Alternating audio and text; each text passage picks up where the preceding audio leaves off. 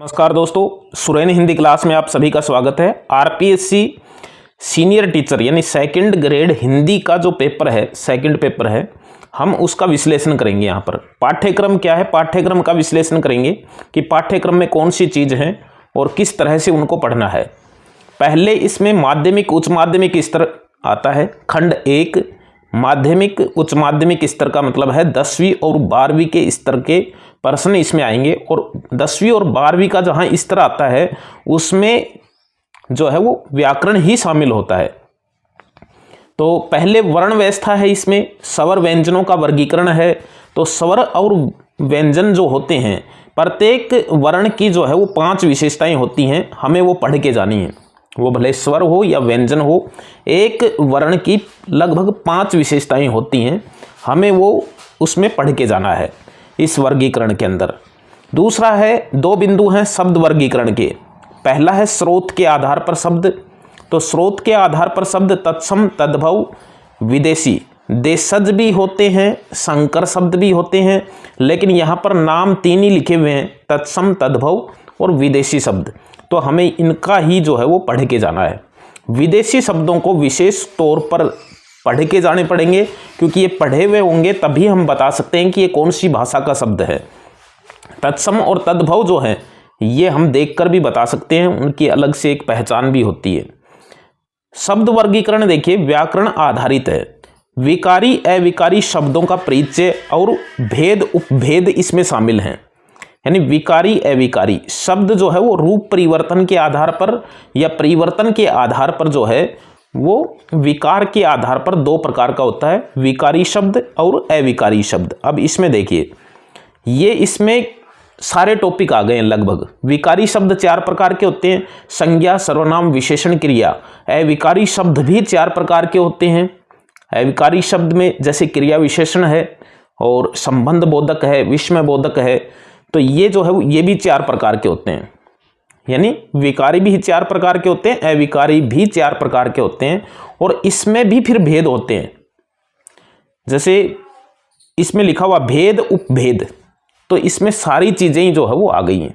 जैसे क्रिया विशेषण जो होता है अविकारी शब्दों में, उसके भी भेद होते हैं। जैसे रीतिवाचक है, कालवाचक है, परिणामवाचक है। तो ये इसमें भी स्थानवाचक है। तो ये भी इसमें भेद के भी उपभेद यदि हैं तो वो भी पढ़ के जाने हैं। विकारी शब्द जिनके अंदर परिवर्तन आता है, लिंग, वचन, काल, कारक, वाच्य के आधार पर जिनमें परिवर्तन होता है वो विकारी शब्द होते हैं। विकार का अर्थ परिवर्तन होता है। और विकारी शब्द व्याकरणिक कोटियां, इन कोटियों के आधार पर परिवर्तन होता है विकारी शब्दों में।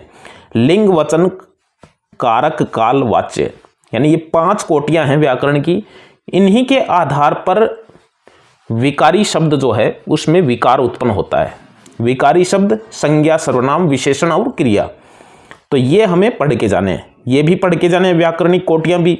शब्द रचना देखिए, संधि, समास, प्रत्यय, उपसर्ग, ये 4 ऐसे बिंदु हैं जिनको हम कितना भी पढ़ें प्रश्न बड़ी गहराई से आता है, सीधा प्रश्न नहीं आता है। उपसर्ग और प्रत्यय का प्रश्न तो हमेशा ही जो है वो ऐसा आता है कि उसमें कंफ्यूज सा होने लग जाता है कि ये है या नहीं है। तो इसलिए हमें इनको पढ़कर जाना है बाकायदे। उपसर्ग, कुछ प्रत्यय ऐसे होते हैं जो शब्दों में परिवर्तन करते हैं, तो उनको विशेष तौर पर पढ़ के जाना है। उपसर्ग भी कुछ ऐसे होते हैं, जैसे अनुपसर्ग है, एक तो ये होता है, एक ये होता है, एक अनु होता है। तो इनके शब्द जो है वो अलग अलग पढ़कर जाने हैं कि भाई किस प्रकार का होता है। ये देखिए शब्द ज्ञान के अंदर जो है वो पर्यायवाची शब्द है, विलोम शब्द है, अनेकार्थ शब्द है, समश्रुत भिन्नार्थक शब्द भी हैं, और वाक्यांश के लिए एक शब्द भी है। वाक्य रचना के अंदर वाक्य का स्वरूप भी है, पदक्रम भी है, अंग भी है, और भेद उपभेद भी इसमें शामिल हैं कि रचना के आधार पर वाक्य कितने प्रकार का होता है और उसके भेद कौन से होते हैं, वाक्य के अंग कौन से होते हैं, 2 अंग, उद्देश्य और विधेय। तो उनके भेद और उपभेद जो भी हैं वो भी पढ़ के जाना है। शब्द शुद्धिकरण भी है, वाक्य शुद्धिकरण भी है, विराम चिन्हों का परिचय भी है, लोकोक्ति मुहावरे भी हैं, और गद्यांश पद्यांश पर आधारित व्याकरण के प्रश्न भी इसमें आएंगे। ये ध्यान रखना है, गद्यांश पद्यांश जो है इसमें व्याकरण पे आधारित प्रश्न जो है वो आएंगे। तो व्याकरण में कुछ भी नहीं छोड़ा है, लगभग पूरा व्याकरण जो है वो इसमें शामिल है। इसी आधार पर स्नातक स्तर पर देखिए, स्नातक स्तर में पहले काव्य शास्त्र है। काव्य शास्त्र जो स्नातक स्तर का है और ये भारतीय काव्य शास्त्र है, पाश्चात्य काव्य शास्त्र नहीं है जो फर्स्ट ग्रेड में शामिल था। तो ये भारतीय काव्य शास्त्र है जिसमें शब्द शक्तियों के भेद और उदाहरण हैं।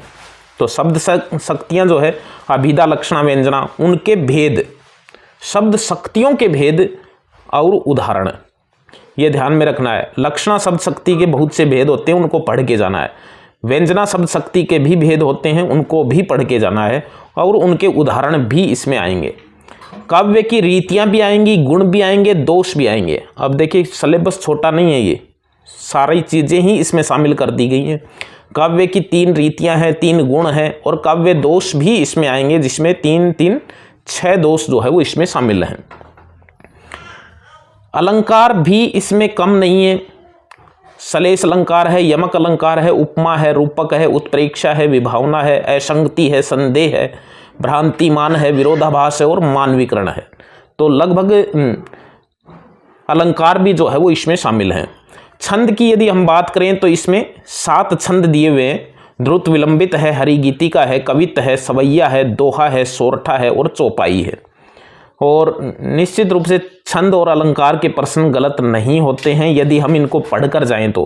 कारण कि यदि हमने इनमें से आधे भी समझ लिए और समझ में आने लग गए तो हमें उसमें प्रश्न आएगा, उसमें ये बताना है कि कौन सा अलंकार है।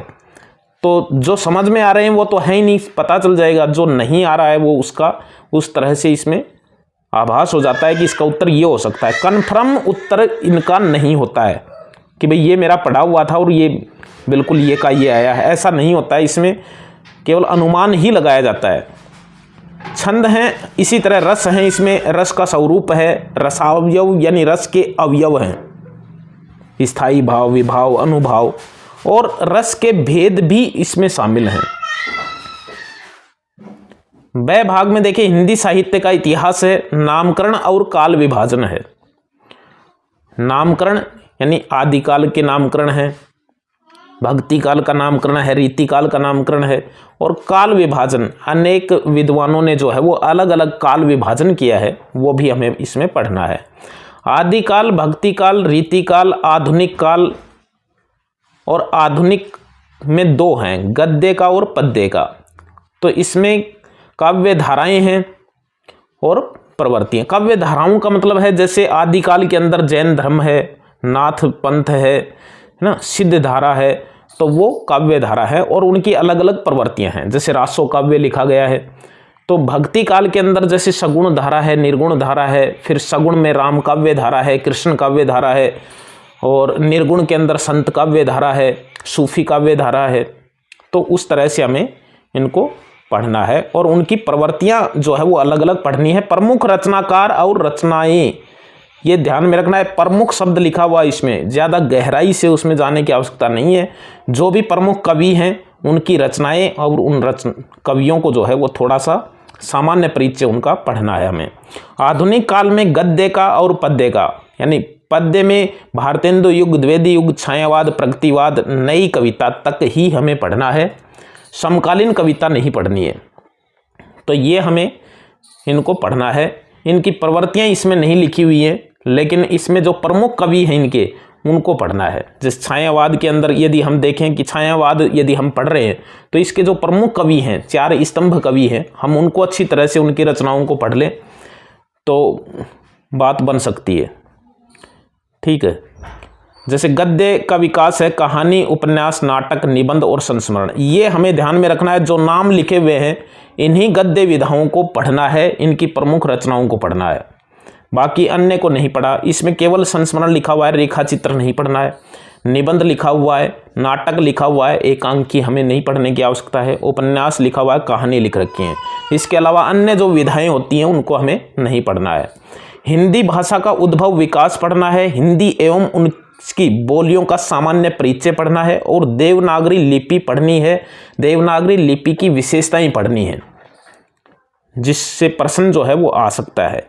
हिंदी की प्रमुख बोली और उनका सामान्य परिचय हमें पढ़ना है। इसमें द भाग है और द भाग में रचनाएं शामिल हैं। इन रचनाओं का क्या करें, ये बहुत सी रचनाएं हैं, कम नहीं है ये रचनाएं।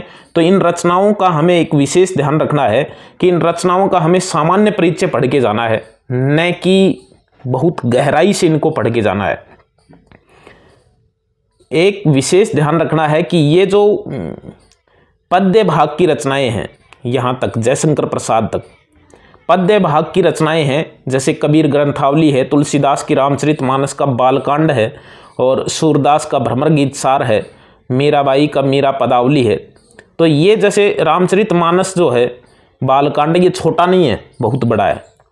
तो हमें इसका सामान्य परिचय जो है वो इनका पढ़ के जाना है, और ज़्यादा अच्छा रहेगा कि ये चीज़ें हमें किताब से ही पढ़ें, क्योंकि किताब से पढ़ी हुई चीज़ स्थिर रहती है इनमें। ये वो चीज़ें हैं जिनकी व्याख्याएं, जैसे ये 20 पद हैं, भ्रमर गीत सार के 20 पद हैं, मीरा पदावली के 20 पद हैं, वीर सतसई के भी 20 पद हैं। यदि समझ में नहीं आ रहा किताब से, तो फिर हम यूट्यूब से पढ़ करके फिर वापस किताब से जो है, लेकिन किताबों से ज़रूर पढ़ना इनको, क्योंकि जो गाइड है सेकंड ग्रेड हिंदी की, कोई भी गाइड, तो उसमें ये चीज़ मिलेगी, आपको व्याख्या मिलेंगी उसमें। तो इनको यदि हम पढ़ेंगे किताब से तो ज़्यादा फायदा मिलेगा इसमें। गद्य भाग जो है वो हम यूट्यूब से पढ़ सकते हैं, क्योंकि उसमें तथ्यात्मक चीज़ें जो है वो हमें मिल सकती हैं। जो भी इनकी रचनाएं हैं, जैसे लहरों के राजहंस है, खून का टीका है, ये यादवेंद्र शर्मा चंद्र का उपन्यास है। ये विशेष ध्यान रखना है कि पूरी रचना को पढ़ने की आवश्यकता नहीं है, अब नहीं है। यदि आपने पहले पढ़ लिया है तो बहुत अच्छी बात है, लेकिन अब यदि आप पूरी रचना को पढ़ते हैं तो उसमें बहुत ज़्यादा टाइम खराब होता है।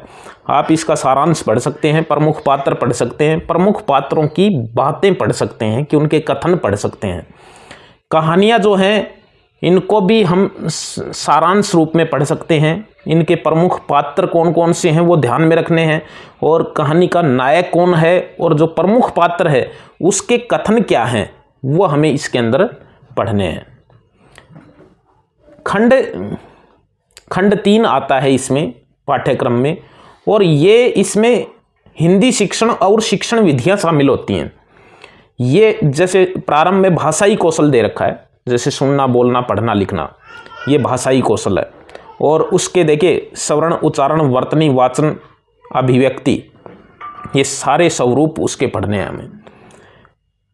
अब देखिए हिंदी की विभिन्न विधाओं का शिक्षण और शिक्षण विधियां, और इसमें साफ लिखा हुआ है वो अलग से हमें जो हम विधियां पढ़ेंगे वो विधियां सारी कोटियों की पढ़ेंगे। जैसे इसमें लिखा हुआ गद्य शिक्षण, पद्य शिक्षण, व्याकरण शिक्षण, रचना शिक्षण, कहानी शिक्षण और नाटक शिक्षण।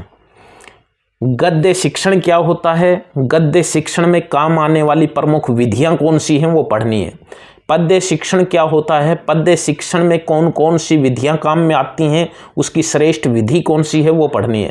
व्याकरण शिक्षण की प्रमुख विधियां कौन सी हैं और श्रेष्ठ विधि कौन सी है, प्राचीन विधि कौन सी है, ये इसमें पढ़ना है।